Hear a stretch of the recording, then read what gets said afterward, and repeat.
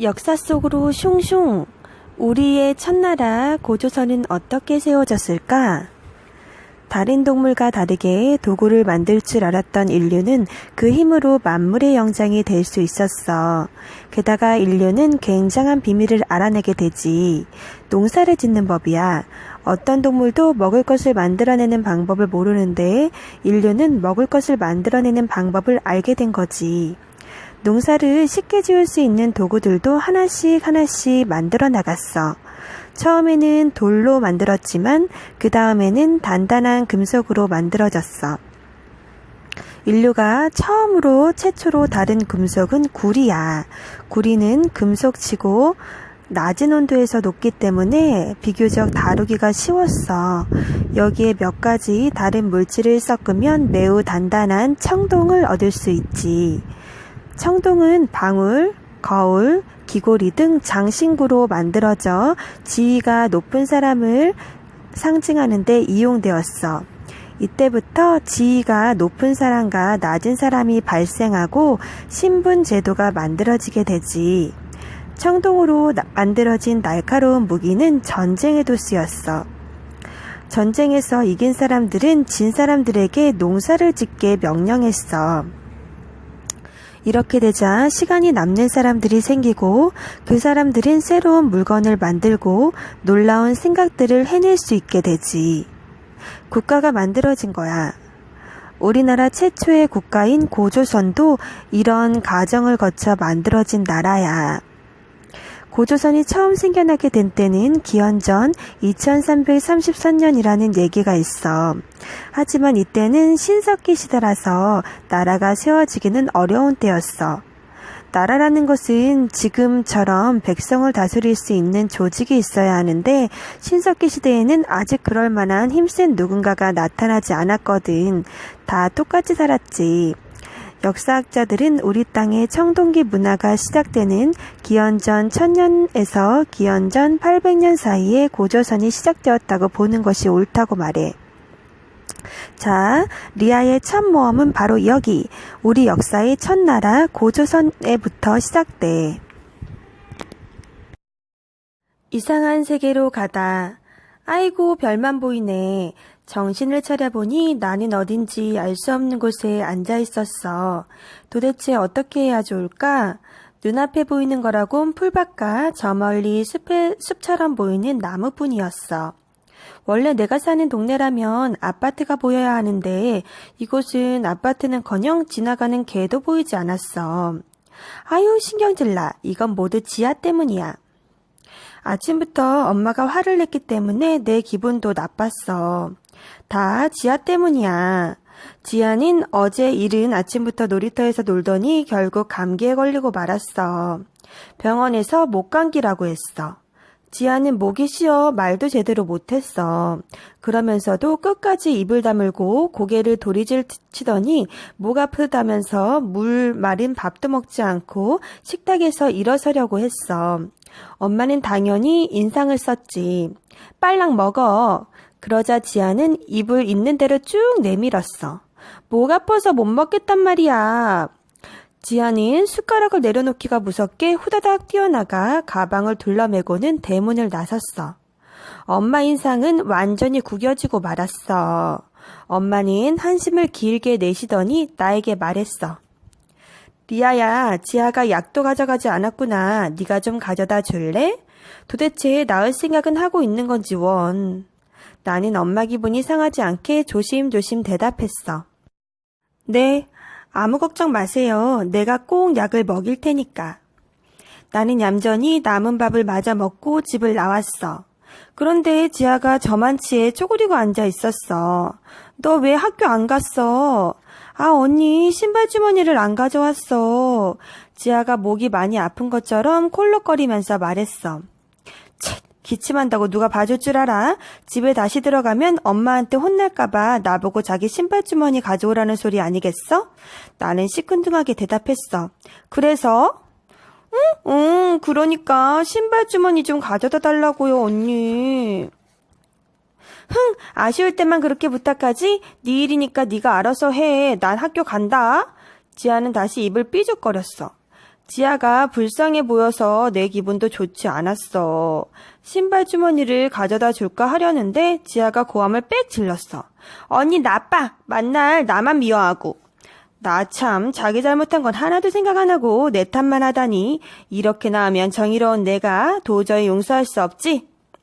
너 자꾸 그런 식으로 나올래? 엄마가 너 때문에 얼마나 화났는지 알아? 너 같은 건 없어지는 게 나아. 뭐야? 언니나 없어지셔? 그때였어.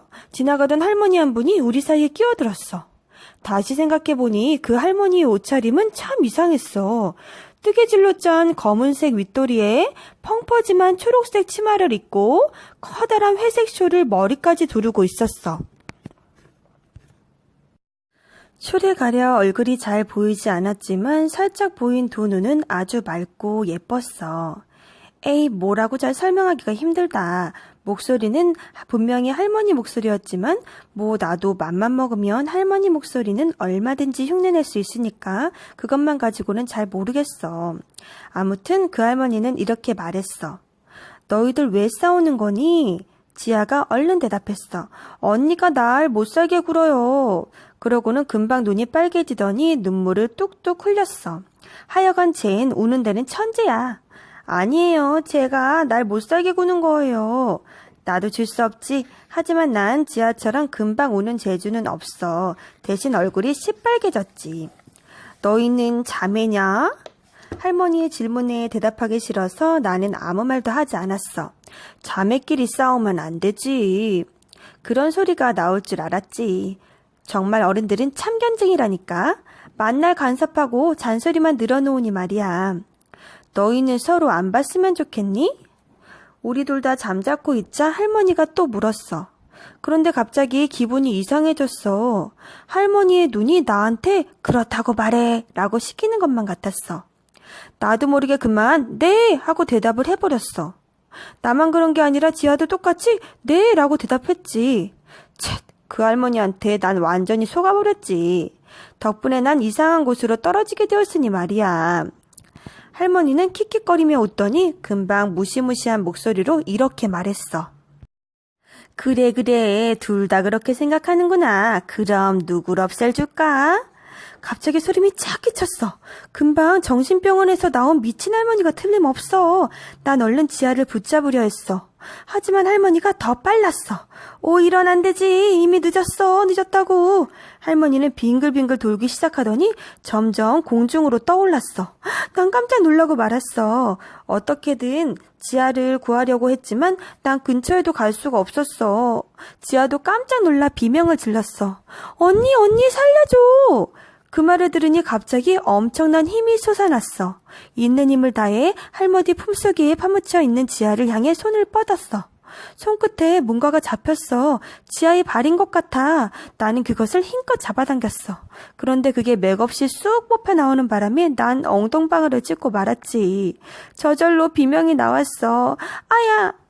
내가 잡아챈 건 지아의 발이 아니었어. 내 손에는 어른 주먹만한 동그란 물건이 남아있을 뿐이었어. 에이, 이게 뭐야? 나는 그걸 집어던지곤 다시 할머니한테 달려들었어. 하지만 할머니는 이미 손이 닿지 않는 곳까지 올라가 있었지.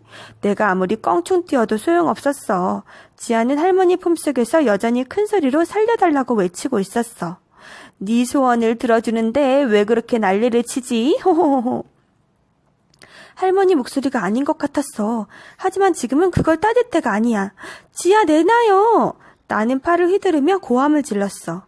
지아를 잃어버린다는 생각을 하니 눈물이 찔끔 나왔어. 네 힘으로 찾아보렴. 그래도 내 이름 정도는 알려주지. 내 이름은 항아야. 할머니는 이 말 한마디만 남기고 사라져버렸어. 눈앞에서 갑자기 없어져 버린 거야. 나는 너무 놀라 바보처럼 입을 딱 벌리고 하늘만 바라보았어. 어떻게 해야 좋을지 아무 생각도 나지 않았지. 리아야, 왜 그러고 있어? 등 뒤에서 굵은 목소리가 들렸어. 우리 집 바로 앞에 있는 작은 책방 주인 아저씨였어.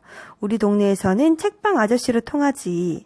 아저씨 큰일 났어요. 나는 너무 당황해서 어떻게 설명해야 할지 몰랐어.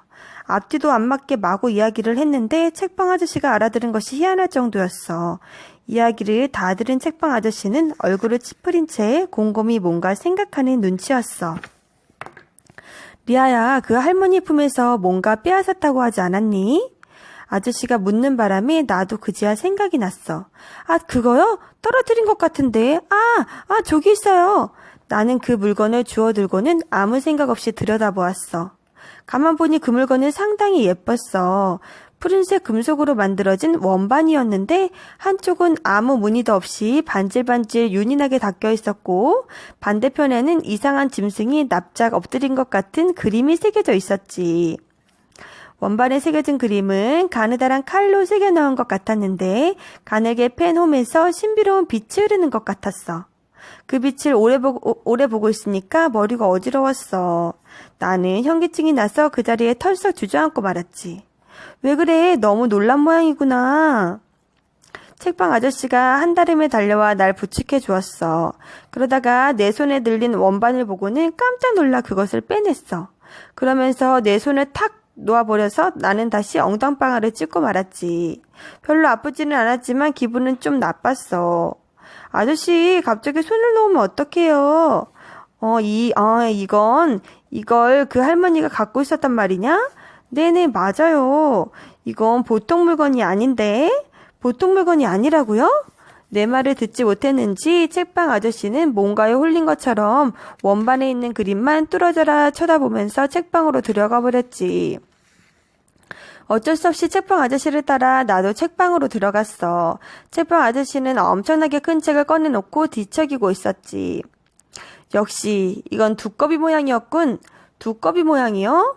책방 아저씨는 그제야 내가 옆에 있다는 걸 안 모양이었어. 고개를 번쩍 들더니 신나서 떠들기 시작했어. 그래, 이건 달을 뜻하는 두꺼비 모양의 새겨진 청동 거울이야. 여기서 반질반질한 쪽에 얼굴을 비춰보는 거라고. 나는 한숨을 내쉬었어. 그게 어땠다고요? 지하가 없어진 게 문제지. 그깟 잘 보이지도 않는 거울이 뭐가 중요해요. 그러자 책방 아저씨가 자기 이마를 넓적한 손바닥으로 탁 소리나게 쳤어. 아이쿠, 내 정신 좀 봐라. 그래, 지하를 빨리 찾는 게 문제지. 내 생각에는 그 항아가 지하를 어디론가 데려간 것 같다. 나는 다시 한숨을 내쉬었어. 그건 말씀 안 해도 알아요. 내 눈으로 봤으니까요. 여기서 청동 거울은 아무나 가질 수 없는 귀한 물건이야. 만들기가 어렵기 때문이지. 고대인은 사물을 비춰주는 거울에 신비로운 힘이 숨어 있다고 생각해서 이 청동 거울을 신령스러운 도구로 여겼어. 청동으로 물건을 만들 때는 먼저 거푸집이라는 틀을 만들어야 해요. 그 틀에 펄펄 끓는 청동 물을 붓고 식힌 뒤에 꺼내면 짜잔, 청동기 완성. 하지만 청동 거울의 뒷면에 새겨져 있는 복잡한 무늬는 거푸집으로 만들 수 없고 밀랍을 사용해서 무늬를 만든단다. 그래, 하나만한 이야기를 했구나. 그나저나 항아는 달에 사는 선녀인데. 네? 달에는 아무것도 안 살아요. 우주선이 달에 다녀온 지가 언젠데 그런 말씀을 하세요? 그래? 그럼 네 눈앞에서 사람이 날아오르고 뿅 사라져버린 건 어떻게 설명할래? 그건 어쩌면 5단에 로켓을 숨겼거나 투명인간이 되는 장치를 개발했기 때문에 라고 생각하고 보니 선녀 이야기나 마찬가지로 황당한 이야기라 입 밖으로 꺼내지 않았어. 아무튼 지아가 달나라 선녀한테 잡혀갔다면 지금 달에 가 있다는 이야기인가? 안 돼! 나는 깜짝 놀라 비명을 질렀어. 책방 아저씨도 놀라는 눈치였지. 조금 미안. 왜? 지아가 달나라로 끌려갔으면 으악! 우주복도 없는데 산소도 없는 거기서 어떻게 살아요? 아휴, 설마 숨도 못 쉬는 대로 갔겠니? 네 힘으로 찾으러 오라고 했다며. 지아는 괜찮을 거야. 우리가 얼른 찾으러 가면 되잖아. 네? 우리가요? 경찰에 먼저 신고해야 하는 거 아니에요? 아저씨는 경찰이 우리 말을 믿겠냐며 코웃음을 쳤어.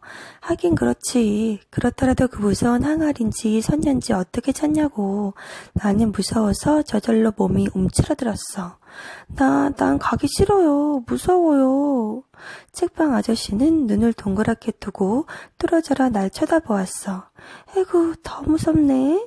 그럼 지아는 그 무서운 할머니 옆에서 평생 살게 둘 거야? 그러고도 발 뻗고 잘 수 있겠니? 언니가? 어쩌지? 난 책방 아저씨 눈치를 보며 조심스럽게 말했어. 같이 찾으러 가주실 거죠? 책방 아저씨는 책도 많이 읽고 아는 게 많아서 함께 가면 크게 도움이 될 거라고 생각했어. 하지만 내가 사람 보는 눈이 없다는 걸 이번에 확실히 알게 되었어. 책방 아저씨는 알고 보니 앞뒤 안 가리고 고집불통에 계획도 없는 사람이었지.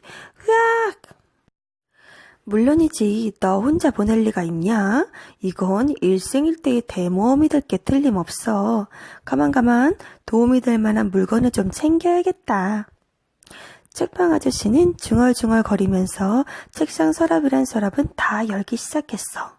뭘 찾는 건지 알도리가 없었지만 왠지 시끄럽게 굴면 안 될 것 같아서 나는 혼자 앉아서 청동 거울을 다시 들여다보았지. 그러고는 손가락으로 책방 아저씨가 두꺼비라고 이야기한 선을 따라가기 시작했어. 아까 봤던 그 신비로운 빛이 다시 보여서 그걸 쫓아 움직여본 것 뿐이었어. 정말 그뿐이었어. 그런데 청동 거울에서 오색 찬란한 빛이 뿜어져 나오는 바람에 나는 깜빡 정신을 잃었어. 그리고 깨어나 보니 이렇게 혼자 있는 거야. 그러니 이제 알겠지? 이게 다 지아 때문이라는 걸.